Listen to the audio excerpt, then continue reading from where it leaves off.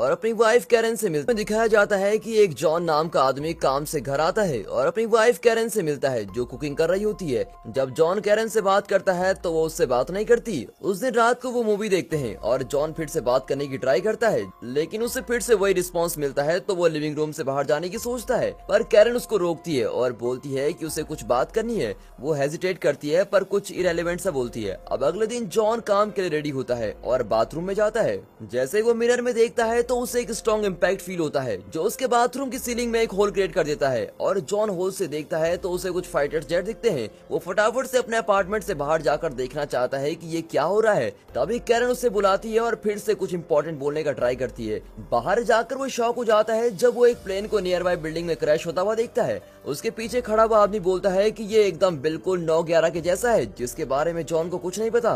तभी स्ट्रीट पे कुछ डरावना दिखाई देता है। वो फटाफट अपने अपार्टमेंट की तरफ आता है। अब जॉन कैरन को बताता है कि नीचे लोग एक दूसरे को बाइट कर रहे हैं। कैरन कंफ्यूज होकर विंडो से नीचे देखती है और उसे 2 लोग एक आदमी को बाइट करते हुए दिखते हैं। अब उन्हें अपने सर्वाइवल के लिए फोकस करना है क्योंकि उन्होंने कभी ऐसा कुछ होगा सोचा ही नहीं था। अब कैरन और जॉन अपने सर्वाइवल के लिए लिस्ट बनाते हैं कि उनको क्या क्या चाहिए, लेकिन जब वो अपने पास चीजें देखते हैं तो वो सोचते हैं कि हम तो सिर्फ कुछ ही दिन के लिए सर्वाइव कर सकते हैं। अब इस वजह से वो डिसाइड करते हैं कि वो अपने नेबर के घर जाएंगे और वहां से लूट करेंगे। वो डिसाइड करते हैं कि अभी जॉन जाएगा और इसके बाद कैरन जाएगी। अब थोड़ी देर बाद जॉन खाना लेकर आता है और कैरन को बताता है कि उनके नेबर्स एंडरसन का डोर अनलॉक्ड है। ये कैरन को बहुत ही इंटरेस्टिंग लगता है और वो एंडरसन के घर को लूटने को जाती है। फिर वो कुछ वाइन की बोतल्स के साथ वापस आती है तो वो जॉन को कहती है कि वहाँ एक टेलीविजन छूटा है, उसको लेकर आओ। और फिर वो टेलीविजन लेके भी आ जाता है। अब उस दिन रात को वो उस चोरी किए हुए टीवी में न्यूज देखते हैं और न्यूज के अकॉर्डिंग लोगों को इन्फेक्टेड पीपल से कांटेक्ट नहीं करना है और उन्हें एक एक्स मार्क अपनी विंडो पर लगाना है ताकि कोई बाहर से उनको देखे तो पहचान ले कि यहाँ जिंदा लोग बचे हैं। अब अगली सुबह जॉन उठता है और उसे कैरन ग्रीट करती है जो अभी अभी लूट कर आई है और ऐसा लगता है कि उसकी वाइफ कुछ ज्यादा ही सप्लाई कलेक्ट करने में इतनी चली गई है कि उसने एक ड्रेस भी चोरी कर ली है।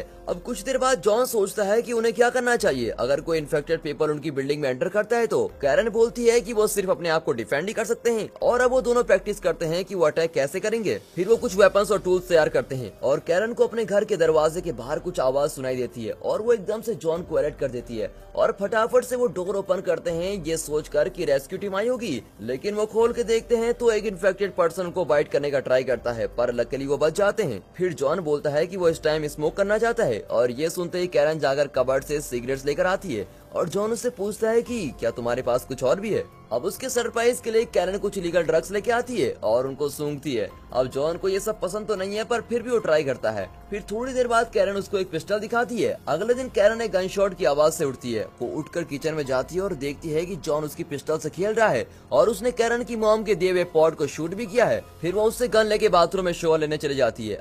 अब वो उन ब्रोकन पीसेस को घर के बाहर रख देते हैं ताकि पता चले कि अंदर कोई है और अपने रूटीन में प्रोसीड करते हैं। बीच बीच में वो ब्रेक लेके ड्रग्स भी लेते हैं। जब वो अपने रूटीन में होते हैं तो उन्हें एक नॉइज आती है जैसा कि कोई उनका डोर ओपन करने का ट्राई कर रहा हो। वो सोचते हैं कि कहीं फिर से कोई इन्फेक्टेड पर्सन तो नहीं आ गया। फिर जॉन एक नाइफ ग्रैब करता है और कैरन एक हैमर। वो डोर ओपन करते हैं तो उनके नेबर एमिली और लियो उनके घर में स्टे करना चाहते हैं। अब कैरन नहीं चाहती कि वो उनके घर में रहे पर जॉन उन्हें वेलकम करता है और जैसे ही वो लिविंग रूम में बैठते हैं तो लियो उन्हें बताता है कि वो कैसे लॉन्ड्री रूम में फंस गए थे और जब वो बाहर निकले तो उन्होंने देखा कि इन्फेक्टेड लोग उनकी बिल्डिंग में आ गए हैं। फिर उन्हें जॉन और कैरन के डोर स्टेप पर ब्रोकन पॉट्स दिखे तो वो अंदर आ गए। अब एमिली और लियो को काफी भूख लगती है तो वो पोलाइटली कुछ खाने को मांगते हैं। कैरन वहाँ पर तो मान जाती है पर जैसे ही वो किचन में जाती है तो वो बोलती है कि लियो और एमिली यहाँ नहीं रह सकते।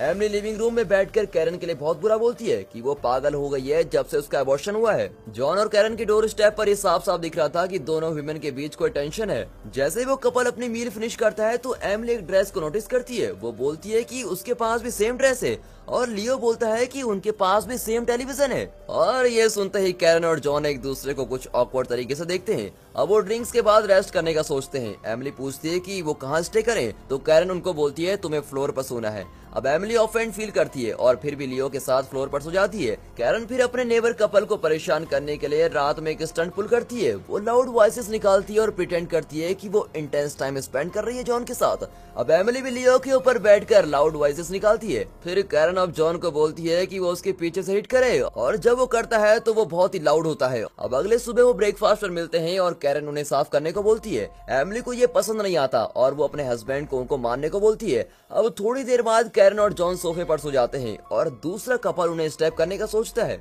उनका प्लान फेल हो जाता है क्योंकि कैरन उठकर उनके लिए कुकीज बनाने का सोचती है। उस कपल को नहीं पता कि कैरन को उनकी स्कीम का पता है, तो वो उनकी कुकीज में कुछ मिला देती है। वो 2 टेबल स्पून डालती है, जिसकी वजह से एमिली और लियो शॉक में मर जाते हैं और कैरन और जॉन को गिल्टी फील होता है। फिर वो स्ट्रेस लीव करने के लिए दोबारा ड्रग्स लेते हैं। तभी उन्हें कुछ वियर्ड नॉइज आती है और वो देखते हैं कि लियो फिर से अलाइव है, पर अब वो एक इन्फेक्टेड पर्सन की तरह है और कैरन उसको शूट कर देती है। तभी एमिली भी वहाँ आती है और उसको भी शॉट कर देते हैं। अब उस रात जॉन और कैरन डेड बॉडीज को घर से बाहर कर देते हैं और बेड पर जाने से पहले वो दोबारा ड्रग्स लेते हैं। अब वो सो चुके हैं। तभी बाहर रेस्क्यू टीम आती है, लेकिन वो नोटिस नहीं करते क्योंकि वो गहरी नींद में होते हैं और इसी वजह से वो एस्केप करने की अपॉर्चुनिटी मिस कर देते हैं। अगले दिन वो बाथटब में रिलैक्सिंग मोमेंट स्पेंड करते हैं और कैरन बोलती है कि वो चाइल्ड अडॉप्ट करना चाहती है अगर वो सरवाइव कर सके तो। अब जॉन एग्री करता है। फिर वो दोनों टर्न बाय टर्न अपनी फीलिंग एक्सप्रेस करते हैं। अब उस रात जॉन कैरन को एक मिनी इंडोर डेट पर लेकर जाता है जहाँ वो स्ट्रेंजर प्रिटेंड करते हैं। अब जैसे रात होती है उनके बीच सब कुछ इंटेंस हो जाता है, पर वो डिस्टर्ब हो जाते हैं जब उनके डोर पर नॉक होता है। अब कैरन डोर ओपन करने के लिए जाती है और जॉन उसको रोकना चाहता है, पर वो लेट हो जाता है। तभी 3 आदमी उनके घर में आते हैं और वैल्यूएबल आइटम्स की डिमांड करते हैं, पर उनके पास तो कोई वैल्यूएबल आइटम्स होता नहीं। अब उनका लीडर उन्हें जॉन को मारने को बोलता है और कैरन को असॉल्ट करने को बोलता है। कैरन हेल्पलेस है, पर वो उस आदमी के फेस पर फ्लोर फेंक कर उसकी नेक में नाइफ से मार डालती है। अब बाकी 2 आदमी रूम में एंटर करते हैं। वो अपने साथी को मरा पड़ा देखते हैं, तभी जॉन उनको शूट कर देता है। तब जॉन और कैरन डेड बॉडीज को घर से बाहर निकाल देते हैं। अब उस रात को वो चॉपर्स की आवाज सुनते हैं, पर रेस्क्यू टीम उनको नोटिस नहीं करती। अब वो डिसाइड करते हैं कि वो इन्फेक्टेड लोगों के बीच से भाग कर जाएंगे।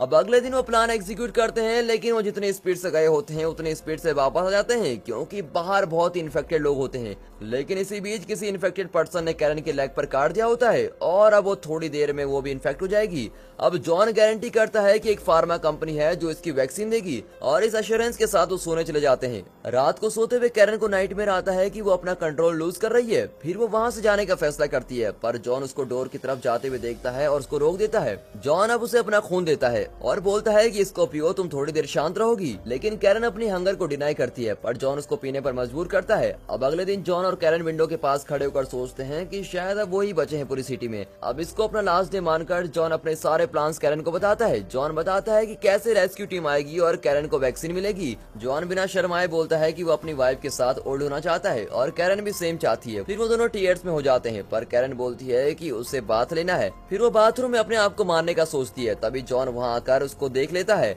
और उसको दोबारा एक ब्लड का ग्लास देता है। लेकिन जब तक वो फुली इन्फेक्टेड ना हो जाए, कैरन एक इंटीमेट नाइट शेयर करती है और अपने हस्बैंड के साथ लास्ट टाइम स्पेंड करती है। अब अगले दिन सुबह जॉन बिस्तर में खुद को अकेला देखता है, तो वो बाथरूम की तरफ जाता है और उसे कैरन का नोटिस मिलता है। उस नोटिस में उसने जॉन को बताया होता है कि वो उससे कितना प्यार करती है और उसके डीपेस्ट नाइटमेयर हंगर ने उसके ऊपर टेक ओवर कर लिया। अब इस वजह से वो जॉन को उसकी मिजरी एंड करने को बोलती है और बताती है कि वो नर्सरी में है। फिर जॉन अपने टूटे हुए दिल के साथ नर्सरी की तरफ जाता है और देखता है कि कैरन ने खुद को चेन से टाई अप कर लिया है। अब सैडली वो फुली इन्फेक्टेड है और कोई भी रास्ता नहीं है उसको बचाने का। अब जॉन पिस्टल को अपनी वाइफ की हेड की तरफ एम करता है। ट्रिगर पुल करने से पहले कैरन अपनी डेड आई से उसकी तरफ देखती है और वो माफी मांगता है। तभी कोई डोर ब्रेक करता है और रेस्क्यू टीम आती है। वो प्लेस को सर्च करते हैं कि कोई सर्वाइवर ना हो और उन्हें नर्सरी मिल जाती है। उनको शॉक तब लग जाता है जब वो जॉन और कैरन दोनों को इन्फेक्टेड देखते हैं और दोनों को वॉल से चेन देखते हैं। अब रेस्क्यूअर सोचते हैं कि उनके हैंड एक साथ टैप्ड क्यों है और कमांडर शॉक होकर बोलता है कि यही तो प्यार है।